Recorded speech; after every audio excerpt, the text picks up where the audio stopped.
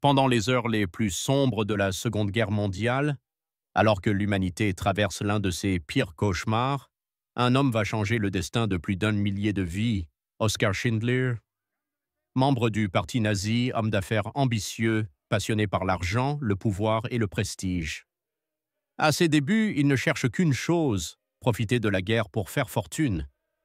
Mais ce qui commence comme une simple opportunité économique se transforme peu à peu en une mission profondément humaine. Schindler arrive à Cracovie au début des années 40. Il veut ouvrir une usine d'ustensiles de cuisine pour approvisionner l'armée allemande.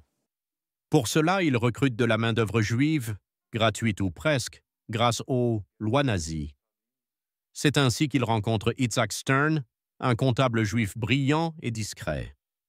Stern comprend vite que chaque travailleur juif que Schindler engage est une vie sauvée, une âme arrachée à la déportation.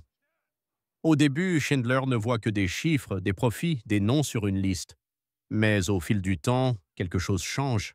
Il observe les regards, il entend les récits, il voit les familles brisées, et puis il y a ce moment marquant, lors de la liquidation du ghetto de Cracovie, il aperçoit une petite fille en manteau rouge, elle marche seule au milieu du chaos.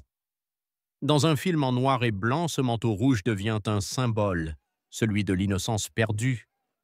Plus tard, ce même manteau réapparaît sans la petite fille. Une image qui entra Schindler à jamais. À partir de là, quelque chose se brise en lui. Il ne peut plus fermer les yeux. Il commence à utiliser sa richesse et son influence non pas pour gagner plus, mais pour sauver. Il négocie et assez. Il corrompt, il la manipule. Face à lui, Amon Mangert, un commandant nazi cruel et sadique qui tire sur les prisonniers depuis le balcon de sa villa, comme s'il jouait à un jeu macabre. Schindler, lui, joue un autre jeu, sauver le plus de vies possible sans se faire repérer. Et c'est là qu'apparaît la fameuse liste. Cette liste, préparée avec Stern, contient plus de 100 noms. Des hommes, des femmes, des enfants, chaque nom, une vie. Grâce à cette liste, ces personnes échappent à la déportation vers Auschwitz et sont envoyées dans une nouvelle usine, propriété de Schindler. Une usine qui ne produit presque rien, mais qui les protège. Schindler dépense tout, son argent, ses biens, ses bijoux, jusqu'à son dernier centime. Lorsqu'un groupe de femmes est envoyé par erreur à Auschwitz, il les rachète une par une. Il ne veut plus faire de compromis. Il a vu trop d'horreurs, trop d'injustices.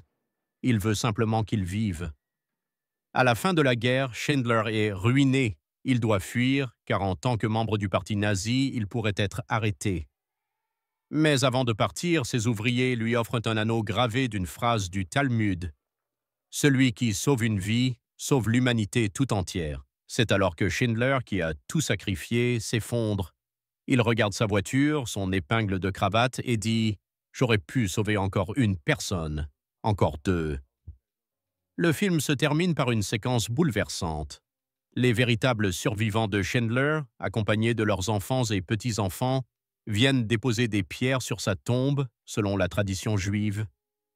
Des centaines de personnes, descendantes directes de ceux qu'il a sauvés, et sur la pierre tombale, une simple inscription « Oskar Schindler, juste parmi les nations ».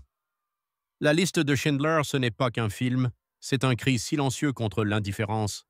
C'est la preuve que, même au cœur du mal absolu, un seul homme peut faire la différence. Parce que parfois, le vrai courage, ce n'est pas de faire la guerre, mais de sauver des vies. Si vous avez aimé la vidéo, n'oubliez pas de laisser un like. Abonnez-vous et activez les notifications pour découvrir encore plus de secrets sur les films et les séries. On se retrouve dans la prochaine vidéo.